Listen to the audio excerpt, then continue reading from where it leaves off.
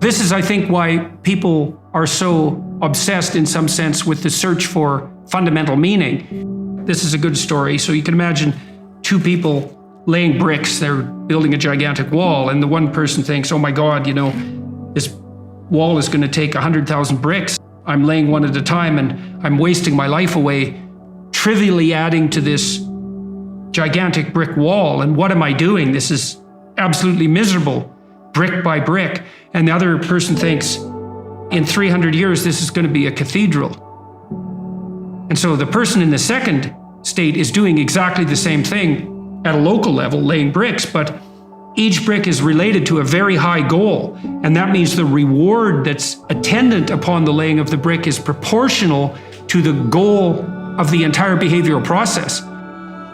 So if you're aimless and goalless, then you can't elicit any positive emotion. And if your goals are fragmented, which is also what happens if you're aimless or your goals lack unity, if your goals are fragmented, then no given behavioral manifestation can elicit any dopaminergic reward because it's not a step forward to anything desirable. One of the things, I did write about this in my first book, particularly about putting your house in perfect order. It's like, well, if you're lost, one of the things you can do is look around and see what direction you could take locally. Fix something. Find something that you could do that would make things better that you would do.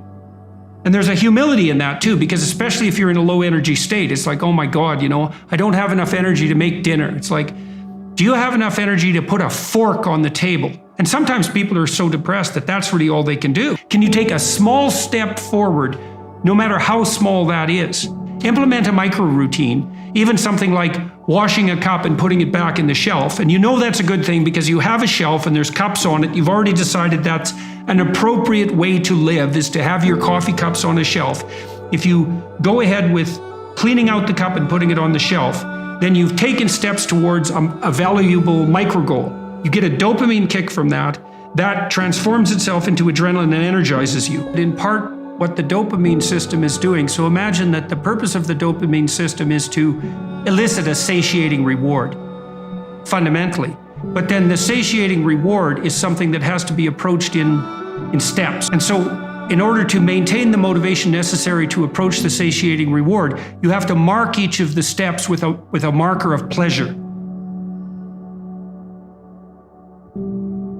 Small things are not small. You might have the cognitive appraisal that doing something local, like cleaning up your room, is small, but it's not obvious at all that that's the case. It's not that trivial to put your immediate surroundings in order. And it can easily be the stepping stone to putting things in order on a broader scale. In fact, it's probably the necessary stepping stone to do that. You can pat yourself on the back, especially if you're depressed, a little harder than you might otherwise by saying, you say, well, this is trivial, but I did it. It's like, no, if you're moving ahead, that's not small. You just keep doing that, you're going to get out of this paralyzed or retreat mode.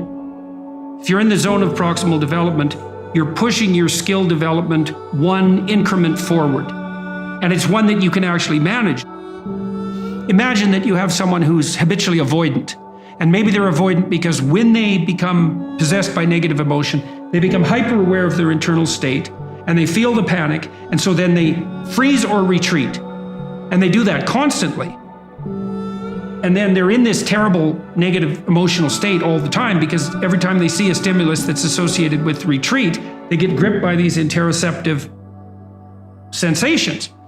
And so you say to them, well, we're going to reverse that. Instead of you being gripped by that, you're going to expose yourself to that voluntarily. See, if you do that repeatedly with people, not only do they stop being afraid of the things that you're showing them, that you're exposing them to, but they become more likely to approach other things they're afraid of, far more likely. In fact, it doesn't exactly look like people get less afraid at all. It looks like what happens is they learn to get braver.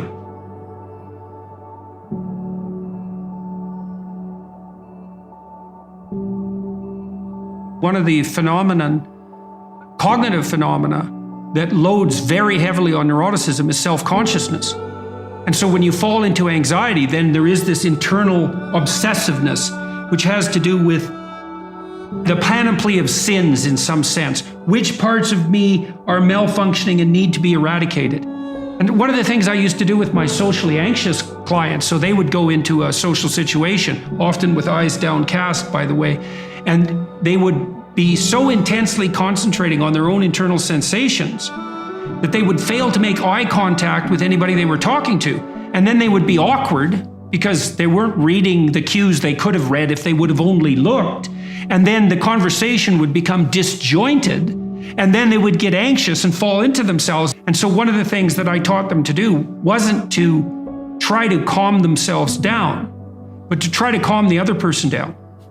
So when you go into a social situation, pay more attention to the other person. Like just focus your attention outward. And if the person had any social skill, sometimes I had clients who had no social skills.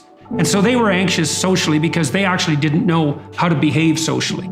So then you had to teach them the social skills. But some of them had the skills but wouldn't activate them because they were so neurotically obsessed with their own inadequacy that they failed to attend to the cues that would elicit the proper responses. And all they had to learn to do was watch. And then they would automatically respond because they knew how to have a conversation.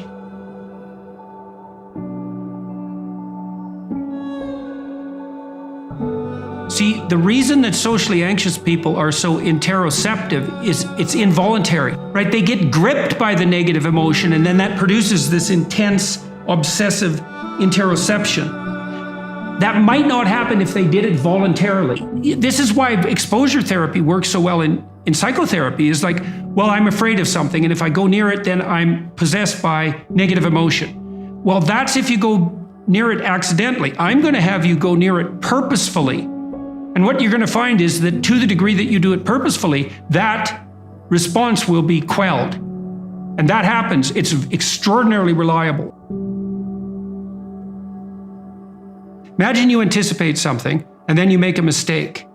Now the question then becomes, how significant is the mistake? The depressive takes that punishment response, let's say, that's a consequence of failed anticipation, and can't bind it. It just takes out all of their potential future selves. And so then they're in a depressive pit. That's too much learning from failure. That binding problem is really tricky. One of the rules of thumb for that that's extremely useful, that's socially instantiated, is innocent until proven guilty. So you might say when those thoughts come up, because they're adversarial and accusatory thoughts, you might say, well, that is part of the realm of possibility. But when your child does something wrong that's minor, you don't say you're a rotten kid.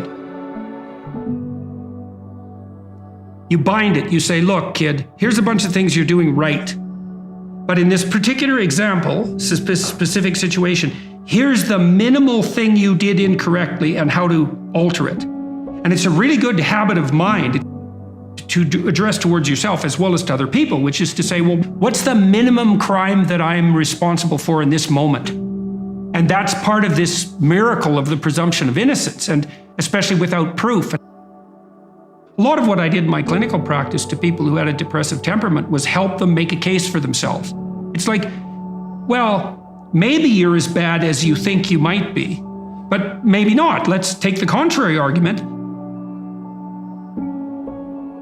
and only narrow the repair to the absolute minimum that needs to be manifested. Sometimes when you make one little mistake, it is actually an indicator of a flaw in your character, but most of the time it isn't. And it certainly can't be responded to that all the time, because then you'd never be able to make a mistake without wiping yourself completely out.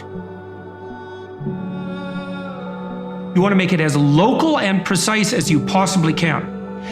And that's also one of the advantages to removing yourself from a rage or an anxiety state, because a rage or an anxiety state is low resolution and global. And so it'll be globally accusatory.